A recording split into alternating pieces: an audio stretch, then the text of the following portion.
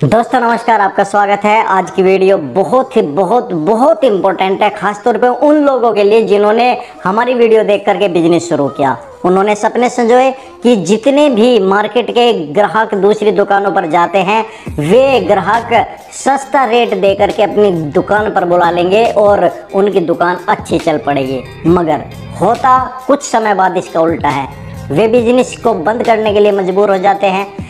आखिरकार आप गलती क्या करते हो और गलती कहाँ से शुरू होती है, आज की वीडियो में मैं आपको बहुत सर्च करने के बाद और अपने एक्सपीरियंस से, क्योंकि मैंने अपने आसपास में अपने जीवन में दुकानों को खुलते हुए देखा और फिर बंद होते हुए देखा है। जब मैं उनसे बात करता हूं तो वो एक्सपीरियंस और ख़ास तौर पे उन सक्सेस मैन बिजनेसमैन से मैं मिला हूं जो सफल होने के आपको टिप्स भी देते हैं। मात्र 6 स्टेप आज मैं आपको बताने वाला हूं। यदि आपने मात्र ये 6 स्टेप अपने बिजनेस में फॉलो कर लिए तो कोई माइकलाल आपका बिजनेस बंद नहीं करा सकता।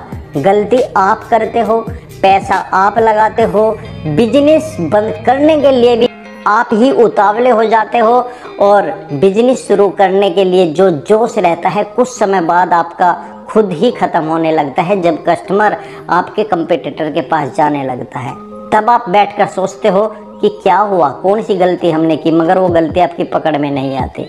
दोस्तों ये वीडियो उन लोगों के लिए है जो वाकई में बिजनेस को सफल बनाना चाहते हैं। वे लोग अभी स्किप करके जा सकते हैं जिन लोगों को ये लगता है कि हमारी वीडियो उनके लिए उपयोगी नहीं है। दोस्तों जो सीरियस है, हमारी वीडियो से बहुत सारे ऐसे व्यूअर्स हैं जो शॉप खोल के बैठे हैं, हमारे टिप्स फॉलो किए हैं तो आगे सफलता की सीढ़ियों को चूमते जा रहे हैं। मुझे बहुत लोग ऐसे मिलते हैं मार्केट में कि सर हमने आपके वीडियो को देखकर, आपको देखकर फॉलो किया और आज हमारा बिजनेस बहुत अच्छा चल रहा है। और मैं उन्हीं लोगों के लिए ये वीडियो स्पेशली बना रहा हूँ। इस वीडियो को ज़्यादा से ज़्यादा आप लोग शेयर करना, लाइक करना, चैनल को सब्सक्राइब करना, नोटिफिकेशन बेल ज़रूर दबाना, वरना सब्सक्राइब करने का कोई फ़ायदा आपको नहीं होगा। दोस्तों ज़्यादा वक्त बर्बाद नहीं करूँगा, आपको वे 6 स्टेप मैं बता देता हूँ कि बिजनेस में फेल होने से कैसे बचे या बिजनेस को सफल कैसे बनाए। तो चलिए ज़्यादा वक्त बर्बाद नहीं करते, वीडियो शुरू करते हैं, आगे बढ़ते हैं।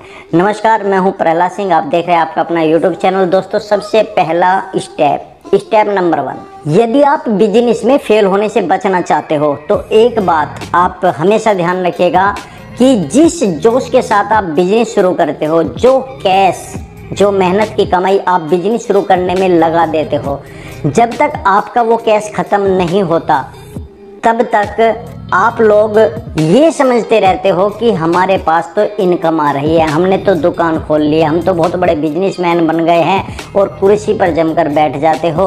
मगर कुछ समय पश्चात जो ग्राहक आपके पास आ रहे थे वे ग्राहक आपके उस कंपटीटर के पास जाने लगते हैं जो आपके ही पास बैठा हुआ है।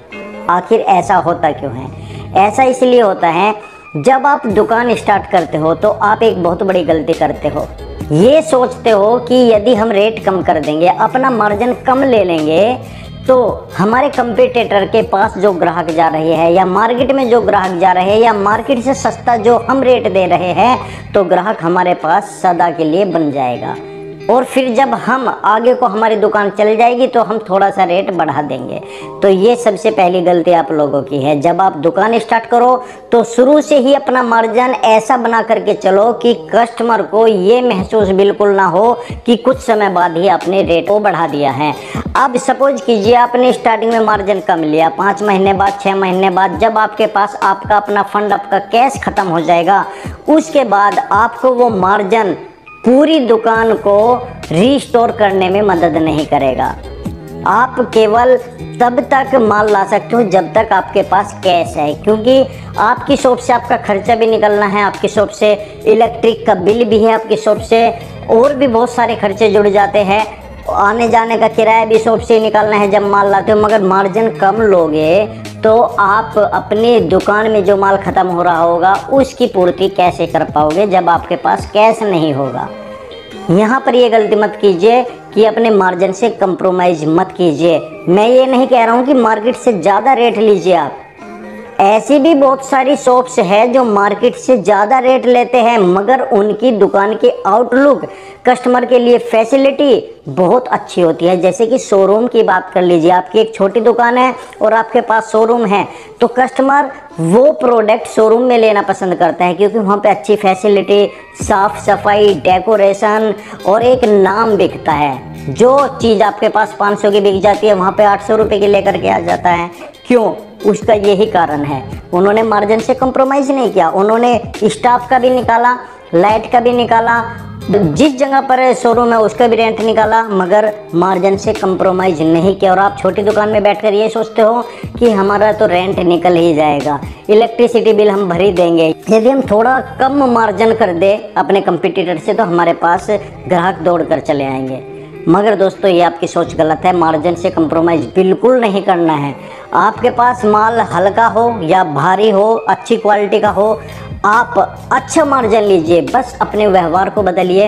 आपका व्यवहार कस्टमर के प्रति इतना फ्रेंडली होना चाहिए कि कस्टमर आपकी बातों से प्रभावित हो, आपके माल दिखाने की क्षमता से प्रभावित हो, आपके माल की क्वालिटी अच्छी हो।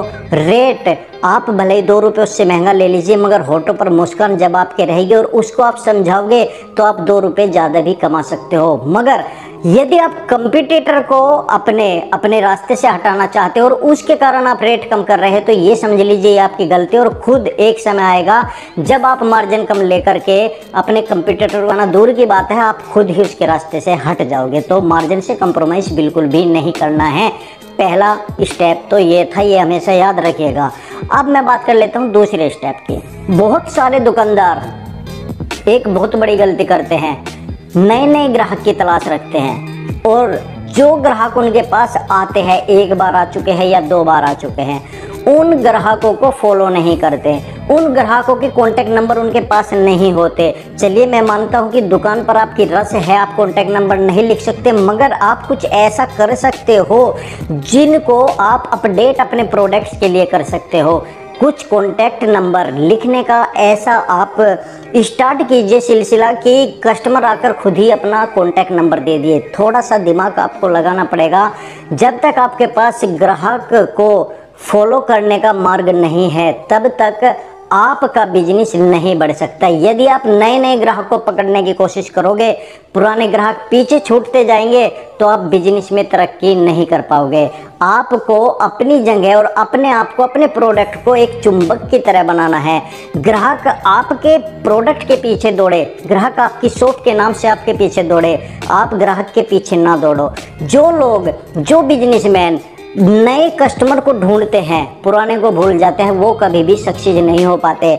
आप सपोज कीजिए कि आपकी दुकान पर आज एक कस्टमर आया और आपको 10 दिन बाद, 15 दिन बाद आपके पास नया माल आया। कितने ऐसे बिजनेसमैन हैं जो आपके पहले कस्टमर को अपडेट कर रहे हैं कि आज हमारे पास ये वाला प्रोडक्ट नया आया है। वो खरीदे ना खरीदे, उसकी रिक्वायरमेंट हो या ना हो, मगर आज के समय एंड्रॉयड मोबाइल सभी के हाथ में है। व्हाट्सएप नंबर लीजिए और अपडेट करते रहिए।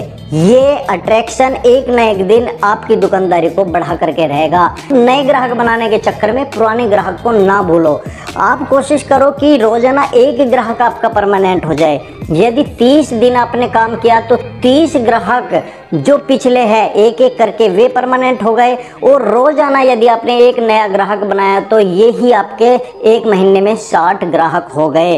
और दोस्तों, यदि आप इसको कंटिन्यूटी करने लगे 2 महीने 3 महीने, तो देखिए कितनी गुना रफ्तार से आपके कस्टमर बढ़ते हैं। जब आपके दुकान के नाम आपके कस्टमर के नाम के साथ चलने लगेंगे कि उनकी दुकान पर से ही माल लेना है, तो आपके पास बिना एडवर्टाइजिंग के कस्टमर आना शुरू हो जाएगा। मगर सबसे पहले आपको यही करना है कि आपको ग्राहक को बांध के रखना है, अपडेट करना है, पुराने ग्राहक को भूलना नहीं है और नए ग्राहक को पकड़ने से चूकना नहीं है। नए ग्राहक के साथ में पुराना जरूर आप बचा करके रखिए। ये बहुत ज़रूरी है कंटिन्यूटी में अपने बिजनेस को लाने के लिए, कंटिन्यूटी में अपने प्रोडक्ट को बेचने के लिए। तो दोस्तों, अब मैं बताता हूँ आपको तीसरा स्टेप जो बहुत इम्पोर्टेंट है। आपको थोड़ा सा ग्राहक की पहचान करनी पड़ेगी। एक ग्राहक होता है साइलेंट, एक ग्राहक होता है कि आपकी बुराई आपके मुंह पर कर रहा है, आपके प्रोडक्ट की कंप्लेन आपसे कर रहा है, आपकी दुकान की कंप्लेन आपसे कर रहा है, तो आपके लिए हितकर कौन सा है ये आपको समझना बहुत ज़रूरी है। एक ग्राहक आता है, चुपचाप आपका माल लेता है और चला जाता है, वो ग्राहक आपका बहुत खतरनाक है, इस बात का ध्यान रखिएगा। जो आपसे बात करता है, जो आपकी कंप्लेन करता है, जो आपके प्रोडक्ट में कमी निकालता है, वो आपका हितैषी है, क्योंकि वो चाहता है, उसके मन में जो बात चल रही है वो चाहता है कि वो हमेशा आपसे माल लेकर जाता रहे। बस आपको करना क्या है, उस ग्राहक की प्रॉब्लम का सॉल्यूशन आपको करना है। जो कमी वो बता रहा है उसको सुधारो, जो सॉल्यूशन उसने बताया या जो आपके अंदर कमी है या आपके प्रोडक्ट में कमी है या उसे किसी प्रोडक्ट की रिक्वायरमेंट है, वो इंतज़ार करने के लिए तैयार है, आप लोग क्या करते हो, हल्के में ले लेते हो, ये समझ लेते हो यार ये तो हमारे ही पास आने लगा है, अब जा कोई बात नहीं, 2 दिन में 3 दिन में ला कर दे देंगे। मगर कोई भी कमिटमेंट उससे पूरा अच्छी तरीके से नहीं कर पाते। आप यदि उससे जीवन भर काम लेना चाहते हो, जीवन भर डील करना चाहते हो, क्योंकि वो कस्टमर आपको रास्ता दे रहा है, वो कस्टमर आपके मुंह के ऊपर कंप्लेन कर रहा है, तो वो आपका हितैषी है। और जो कस्टमर माल लेकर के आज आपके पास और कल आपके कंपटीटर के पास, वो सबसे खतरनाक है। ऐसे कस्टमर से बचना चाहिए और उनकी पहचान रखनी चाहिए। सॉल्यूशन मस्ट है आपके लिए। रोजाना देखते रहिए कि ऐसा कौन सा ग्राहक है जो आपकी कंप्लेन करता है, आपके प्रोडक्ट को आप ही के सामने ये कहता है कि यार इसमें तो ये कमी है, तो तभी उसका सॉल्यूशन निकालने की कोशिश करें, उसको समझाए, क्योंकि वो कस्टमर आपका परमानेंट हो सकता है। दोस्तों यहाँ पर आप लोग इग्नोर कर देते हो, खास तौर पे वे लोग जिनकी 2-4 रुपए की दुकानदारी रोजाना शुरू हो जाती है, वे पुराने ग्राहक को तो भूलते ही हैं, उन ग्राहकों से भी नफरत करने लगते हैं जो उनकी कंप्लेन करता है। उनका एक ही जवाब होता है, यदि कोई कंप्लेन करता है या रेट के बारे में बताता है तो कहता है कि कोई बात नहीं, यदि आपको यहाँ पे समझ में नहीं आ रहा तो आपको जहाँ सस्ता मिलता हो वहाँ से ले लें। इस तरह के शब्द दुकानदार बोल देता है, तो वो एकदम से अटैक करता है कस्टमर को। वो कहता है कि यार हम तो इसकी भलाई के लिए बात कर रहे थे, मगर ये तो हमें ही बेवकूफ़ समझ रहा है, तो वो कस्टमर भी आपका टूटता है। ये कारण होता है फेल होने का। और यदि इन पॉइंट्स को आपने सुधार लिया तो वही कारण हो जाएगा आपके सक्सेस होने का, बिजनेस को सफल करने का। और ये ही बिजनेसमैन की खास पहचान होती है कि गुस्सा नहीं करना होता है, संयम से काम लेना होता है, जो कोई कमी बता रहा है उस कमी को पूरा करना होता है। यदि इतने से पॉइंट्स आपने कर लिए तो आप 1 साल के अंदर अपनी दुकान को डबल कर लोगे, आपकी कमाई डबल हो जाएगी, ये मेरा दावा है। दोस्तों ये बिजनेस के लिए बहुत बड़ा स्टेप है। यदि आप बिजनेस वाकई में बड़ा करना चाहते हो और चाहते हो कि आपके पास केवल आपके शहर के नहीं, आपके दूसरे शहरों से भी लोग जुड़े, तो आपको कुछ ऐसा करना पड़ेगा जो कस्टमर के फ़ायदे में हो। फ़ायदे का मतलब ये नहीं कि अपना नुकसान करना है और उनको फ़ायदा देना है, कितने दिन कर पाओगे, ऐसा नहीं होता। फ़ायदे का मतलब है कि आपका भी बेनिफिट हो मगर उनको भी बेनिफिट हो, कुछ ऐसा आपको सोचना पड़ेगा।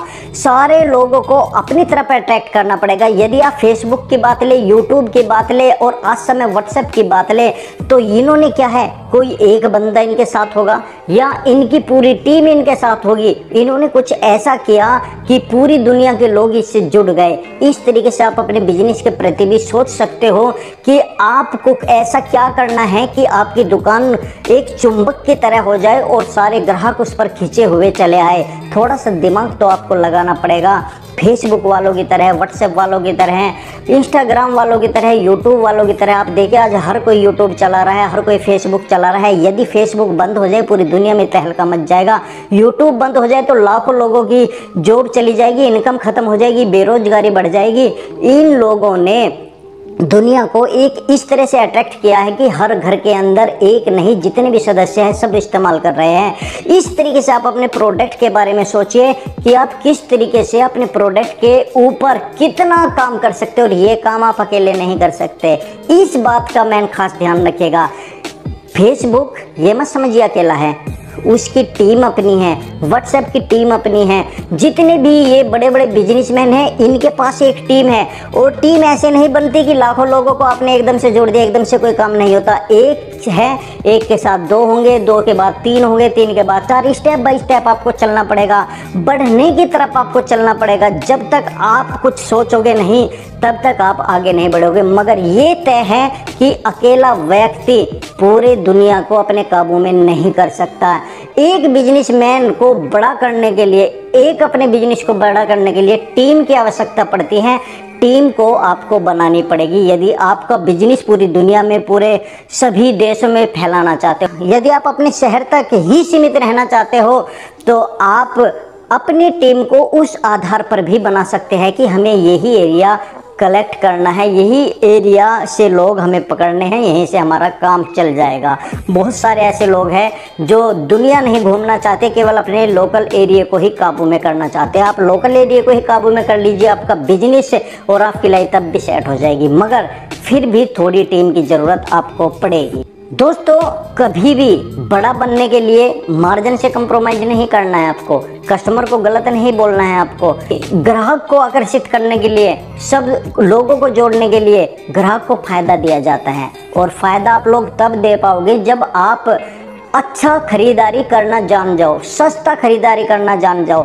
आप लोग क्या करते हो कि आपको ऐसे होलसेलर मिल जाते हैं जो पहले ही महंगा दे रहे हैं, और जब आप अपनी शॉप पर लाते हो तो वो आपको महंगा देना पड़ता है, इसलिए आप मार्केट में फेल हो जाते हो। एक तो महंगा है, ऊपर से महंगाई है, ऊपर से प्रोडक्ट की क्वालिटी अच्छी नहीं है। ये सब काम होता है नॉलेज पर।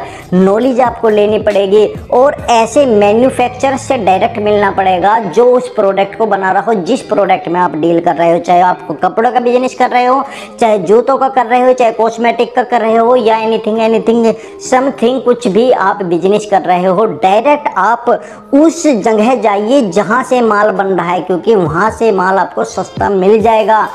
इसी वजह से YouTube के ऊपर बहुत सारी वीडियोज है। सेलेक्ट आपको करना है कि आपके लिए हितकर मैन्युफैक्चरर या होलसेलर कौन सा है। जब आप सस्ता माल लेकर के आओगे तो आप उस माल को सस्ते में बेच पाओगे, कस्टमर को फ़ायदा होगा, और जब कस्टमर को फ़ायदा होगा तो ऑटोमेटिक ये बात चलेगी और आगे की तरह फैल जाएगी, और आप अपने कंपटीटर के पास जो कस्टमर जा रहे हैं बिना एडवर्टाइजिंग के तोड़ पाओगे, क्योंकि व्यवहारिकता, बिजनेस का रेट, बिजनेस की क्वालिटी केवल यही कस्टमर को खींच पाते हैं। और इसका एक सबसे बड़ा सत्य यही है कि आपको सस्ता खरीदना है, क्वालिटी से कंप्रोमाइज नहीं करना, मार्जिन से कंप्रोमाइज नहीं करना, किसी भी कस्टमर को गलत नहीं बोलना। बस आपको ढूंढना है उस प्रोडक्ट का असली बनाने वाला व्यक्ति। यदि आप उस व्यक्ति तक पहुंच गए तो आपको सस्ता मिलेगा। मार्केट में लाइए, और एक बात का ध्यान रखिएगा, जिस मार्केट में आप बैठे हो आपको कंपटीटर को ये पता ना चले कि आप ये सस्ता माल कहाँ से ला रहे हो, इतना सस्ता दे कैसे रहे हो, तभी आप कस्टमर को खुश रख पाओगे। बस खरीदारी करना सीख लो। खरीदारी करना आ गया तो आपको जो मार्केट में रेट चल रहा है उसी के अनुसार परसेंटेज में मार्जिन लीजिए, कम मत लीजिए और ज़्यादा भी मत लीजिए। आपको ऐसा ही करना है तो आप एक सक्सेस बिजनेसमैन हो जाओगे और बिजनेस में कभी फेल नहीं हो पाओगे, ये मेरी गारंटी है। दोस्तों, 5वां स्टेप, बहुत सारे लोग एक बहुत बड़ी गलती करते हो। गलती क्या, मैं तो ये कहता हूँ कि कंफ्यूज है, उन पे बिजनेस करना नहीं आता। अब कुछ समय जब आपको हो जाता है, आप हर 15 दिन या 1 महीने में माल लाते हैं तो कुछ माल पुराना होता जाता है। अब वे ये नहीं समझ पाते कि वो पुराना माल पहले दिखाए या नया माल पहले दिखाए कस्टमर को। उन्हें पुराना भी निकालना है और नया भी निकालना है। ऐसा ना हो पुराना माल दिखाए तो नया माल वहीं पर रखा रह जाए, नया माल भी ना बिके, और नया माल दिखाए तो पुराना माल फिर कौन खरीदेगा। ये कन्फ्यूजन बहुत बड़ा रहता है। तो मैं आपको एक सॉल्यूशन बहुत अच्छा बताता हूँ इसका। देखिए, जब आपकी दुकान पर कस्टमर आता है तो आपको पहचानना पड़ेगा कि ये कस्टमर आपकी दुकान पर पहली बार आया है या दूसरी बार आया है या कितने दिनों में आया है। ये चीज़ आपको नोट करनी पड़ेगी। इतना ध्यान मालिक का होना चाहिए कि हाँ, ये ग्राहक हमारी दुकान पर नया है क्या या पुराना है क्या। यदि आपने इतनी पहचान कर ली तो आपका पुराना माल हमेशा बिकेगा, कभी भी डेड स्टॉक नहीं होगा। अब जब आपने पता कर लिया कि आपकी दुकान पर आया हुआ कस्टमर नया है तो आपको उसे जो फ्रेश माल है, जो अभी लेकर आए हैं, वो माल शुरू में नहीं दिखाना है। माल वो दिखाना है जो आप 15 दिन पहले लाए थे। पुराने दिखाने का मतलब ये नहीं है कि बाबा आदम के ज़माने का आपके पास माल पड़ा हुआ है, गंदा हुआ पड़ा है तो आप वो दिखाओगे। नहीं, मेरा कहने का मतलब है कि एक माल कल की तारीख में आया है, एक माल 15 दिन पहले आया, 15 दिन पहले वाले में से माल बचा हुआ है तो आप सबसे पहले उस माल को दिखाओगे नए ग्राहक को। और जो आपकी दुकान के ऊपर 15 दिन पहले आया था और अब जब फिर आया है तो आपको वो माल नहीं दिखाना है जो 15 दिन पहले आप लाए थे। आपको उसे वो माल दिखाना है जो आप कल की डेट में लाए हो, जो हाल ही में लाए हो। इससे आपका पुराना माल भी निकलता रहेगा, कस्टमर को नया कुछ मिलता भी रहेगा, कस्टमर आपके दुकानदारी से प्रभावित भी होंगे, माल भी खरीदेंगे और आपकी दुकानदारी में डेड स्टॉक नहीं बचेगा, आपका बिजनेस चलेगा। माल बिकेगा तो आप खरीद करके लाओगे और खरीद करके लाओगे तो फिर बिकेगा, कस्टमर बढ़ेगा। नए नए डिजाइन्स पर, नए नए कलेक्शन पर आपको फोकस रखना पड़ेगा। ट्रेंडिंग आइटम को आपको ध्यान में रखना पड़ेगा। गूगल्स पर देखते रहो, यूट्यूब पर देखते रहो और फैशन शो देखते रहो किस किस तरह के आपके अब मार्केट में डिजाइन चले हुए हैं। देखिए, आपको एक पॉइंट और समझना है इसमें। ग्राहक आपकी दुकान पर जब आता है तो पूरी मार्केट को छोड़कर आता है, पूरी मार्केट घूम कर आता है। वो आपकी दुकान पर क्यों आया? क्योंकि उसे कुछ उम्मीद है आपसे। आपकी दुकान पर वो मिल सकता है, वो रेट मिल सकता है, वो क्वालिटी मिल सकती है, वो डिजाइन मिल सकता है जो कहीं और नहीं मिलेगा। ये सोचकर ग्राहक आपके पास आता है। उसकी उम्मीदों पर खरा उतरना सीखिए। वो माल, वो ट्रेंडिंग आइटम आप कस्टमर से पता करते रहिए और जो कमिटमेंट करे उसे पूरा समय से करते रहिए। तो आपकी दुकान से ना तो कस्टमर टूटेगा और ना ही आपके बिजनेस को कोई फेल करने वाला इस दुनिया में पैदा होगा। दोस्तों, ये बहुत ज़रूरी है कि आपको अपडेट रहना पड़ेगा, उम्मीदों पर खरा उतरना पड़ेगा। ग्राहक तब आपका अपना बनेगा, वरना उसके लिए पूरी मार्केट पड़ी है, मगर आपकी दुकान के लिए वही एक ग्राहक है जो आपकी दुकान पर पहली बार आया है। उसको आपको कंटिन्यू करना पड़ेगा, उसकी बातों को, उसकी उम्मीदों को समझना पड़ेगा। और अब दोस्तों, छठा स्टेप, आखिरी स्टेप मगर बहुत इम्पोर्टेंट है। जब दुकानदारी आप शुरू करते हो तो आपके मन में केवल एक ही ख्याल आता है, एक ही पैशन होता है कि हमारी कमाई बढ़िया हो, हमारी इनकम बढ़िया हो। कस्टमर भाड़ में जाए, कस्टमर माल खरीद करके ले जाए, बस किसी तरीके से हमें कुछ बच जाए। रोजाना हम 1000 रुपये कमा ले, रोजाना हम 2000 रुपये कमा ले। कस्टमर को माल दे दिया, कस्टमर को वो माल इस दुकान पर पसंद आ गया, मगर वो कैसा चला, कस्टमर उससे आगे प्रभावित हुआ, सेटिस्फाई हुआ नहीं हुआ, उससे आपको कोई मतलब नहीं होता। आप अपने पैसों के, अपने नोटों की गिनती में रह जाते हो और ये एक बहुत बड़ा कारण होता है कस्टमर को तोड़ने का। दोस्तों, जब आपकी दुकान के ऊपर कस्टमर आता है उसे कुछ आपको ऐसे शब्द बोलने हैं, जादुई शब्द बोलने हैं जो उसको प्रभावित करें, जो आपका विश्वास बढ़ा सके। आपको सबसे पहले केवल अपनी ही दुकानदारी नहीं देखनी है। आप एक ध्यान रखिए, आप रिटेलर हो, होलसेलर हो, मैन्युफैक्चरर्स हो, एक पॉइंट आप लोग हमेशा ध्यान रख करके बैठिएगा। यदि आपके ग्राहक आपसे संतुष्ट है तो वो आपके पास दोबारा आएंगे, दोबारा आएंगे तो आपकी दुकानदारी चलेगी।